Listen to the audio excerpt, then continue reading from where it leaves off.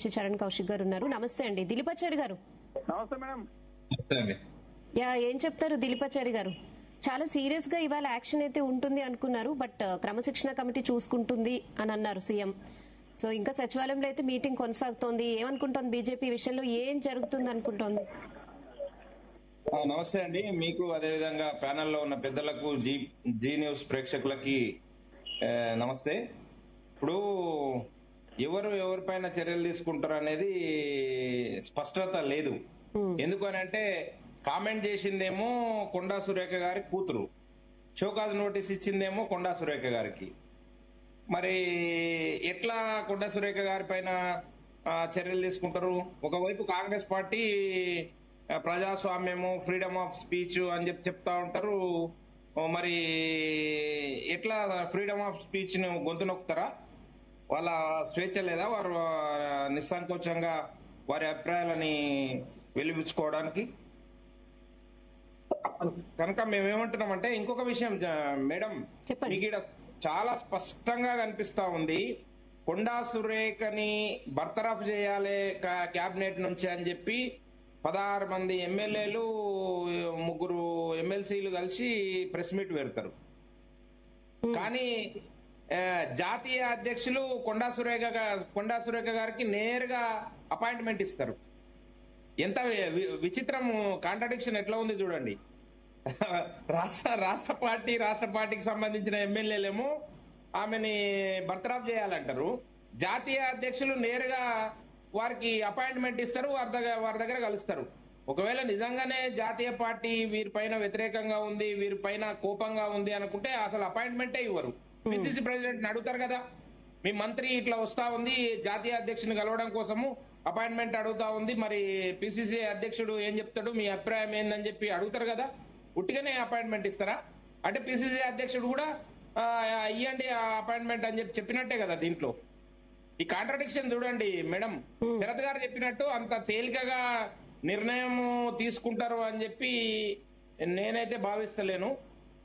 రెండోది, మీకు ఒక చిన్న ఉదాహరణ చెప్తా మేడం. భారతీయ జనతా పార్టీకి సంబంధించిన అపరాజిత సారంగి అని చెప్పి ఒరిస్సాకు సంబంధించిన మెంబర్ ఆఫ్ పార్లమెంట్ ఉన్నారు. జంజీ ఉద్యమం అప్పుడు జంతర్ మంతర్ లో ఉద్యమం జరిగిన సందర్భం లోపల అపరాజిత సారంగి ఎంపీ గారి కూతురు ఇన్స్టాగ్రామ్ లో ఆ జంజీ ఉద్యమాన్ని సమర్థిస్తూ ప్రభుత్వానికి వ్యతిరేకంగా పోస్ట్ చేసింది ఇన్స్టాగ్రామ్ లో. మేమెవరము భారతీయ జనతా పార్టీ తరఫున ఎంపీలందరూ వచ్చి గగ్గోలు పెట్టలేదు, లేదనుకుంటే ఆ అపరాజిత సారంగి పైన చర్యలు తీసుకోవాలని చెప్పి ఎవరు కోరలేదు. ఎందుకంటే వ్యక్తిగత స్వేచ్ఛ, వారి కూతురుకుండే అభిప్రాయం కూతురుకుంటది, ఎంపీ గారికి ఉండే అభిప్రాయం ఎంపీ గారికి ఉంటది. కానీ ఆశ్చర్యకరంగా కొండా సురేఖ గారి కూతురు కామెంట్ చేస్తే కొండా సురేఖ గారికి ఏకంగా షోకాజ్ నోటీసే ఇచ్చిర్రు.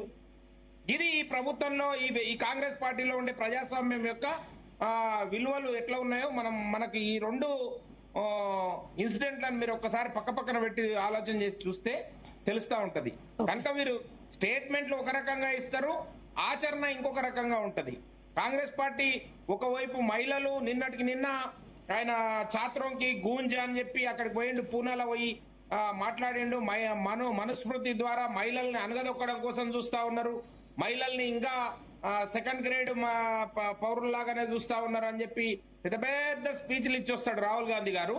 ఇక్కడ ఒక మహిళ, దాంట్లో ఒక బీసీ మహిళ, బడుగు బలహీన వర్గాలకు సంబంధించిన మహిళని ఎంత దారుణంగా అటాక్ చేయిస్తా ఉన్నారో ప్రభుత్వ పెద్దల్లో, వారిని ఎంత హ్యూమిలియేషన్ కు గురి చేస్తా ఉన్నారో మనం కళ్ళకు కట్టినట్టు కనిపిస్తా ఉంది కదా. బీసీలు అంటే ప్రేమ లేదు, మహిళ అంటే గౌరవం లేదు. ఈ పార్టీ మళ్ళీ పొద్దున్నే లేస్తే మహిళల గురించి మాట్లాడుతుంది, బీసీల గురించి మాట్లాడుతుంది, కానీ వారి అభిప్రాయాల గురించి మాట్లాడదు. కనుక కాంట్రడిక్షన్ అనేది కాంగ్రెస్ పార్టీ నరనర డిఎన్ఏలోనే ఉంది. కాబట్టి ఆ కాంగ్రెస్ పార్టీ ఏం చేస్తుంది అయితే మొత్తంగా మేము చెప్తున్న అంశం ఏంటంటే, మేము అంటే ఒక రాజకీయ పార్టీగా కాకుండా న్యూట్రల్ గా మాట్లాడదామండి. సుష్మిత చేసిన కామెంట్స్ కి కొండా సురేఖ గారికి ఏం సంబంధం అండి? నాకు అర్థం కాదు.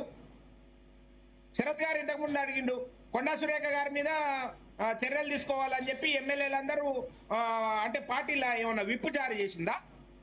వారు ఎట్లా డిమాండ్ చేస్తారు? మరి వారి మీద ఎవరు చర్యలు తీసుకోవాలి? వారికి ఎందుకు షోకాజ్ నోటీసులు ఇవ్వలేదు? చిన్నారెడ్డి గారు ఎప్పుడో 50 సంవత్సరాల నుంచి కాంగ్రెస్ పార్టీలో ఉన్నాడు, ఒక బంటులాగా ఉన్నాడు ఆయన. ఇప్పుడు ఈ రోజు కూడా దేవుళ్ళు సోనియా గాంధీ, రాహుల్ గాంధీ దేవుళ్ళు అని చెప్తా ఉన్నాడు. ఈ రోజు కూడా స్టేట్మెంట్ ఇచ్చిండు. ఆయనకు షోకాజ్ నోటీస్ ఇచ్చిర్రు, ఆయన బలిపశం చేయడం కోసం చూస్తా ఉన్నారు. ఆయన చేసిన తప్పేందండి? ఆయనకి ఇచ్చలేరా బీఫామ్? ముందు కాంగ్రెస్ పార్టీ చిన్నారెడ్డి పేరు మీద బీఫామ్ రిలీజ్ చేసలేదా అండి? దాని తర్వాత మళ్ళీ రాత్రికి రాత్రే బీఫామ్ బీఆర్ఎస్ పార్టీ నుంచి వచ్చిన వ్యక్తికి బీఫామ్ ఇచ్చలేరా మేఘారెడ్డి గారికి? మరి ఆయన అడగడంలో తప్పే ఉంది. కనుక నిజాలు ఎవరన్నా మాట్లాడితే వారిపైన చర్యలు తీసుకోవడానికి, వారి గొంతు నొక్కడం కోసం ఇదేం ప్రజాస్వామ్యం అండి? ప్రజాస్వామ్యం ఉట్టిగా బుక్కును చేతిలో పట్టుకొని తిరుగుతే అయిపోతుంది రాజ్యాంగాన్ని పట్టుకొని. ఓకే, కొండ సురేఖ బీజేపీ నేతలతో టచ్ గా ఉన్నట్టు బాగా ప్రచారం సాగుతోంది. మీరే సపోర్ట్ చేస్తున్నారట వెనుకుండి. మేము ఎందుకు సపోర్ట్ చేస్తామండి? వాళ్ళ దాంట్లోనే సపోర్ట్ చేస్తున్నారండి. ఇంతకుముందు శరత్ గారు చెప్పిర్రు, మంత్రివర్గంలోనే వారికి సపోర్ట్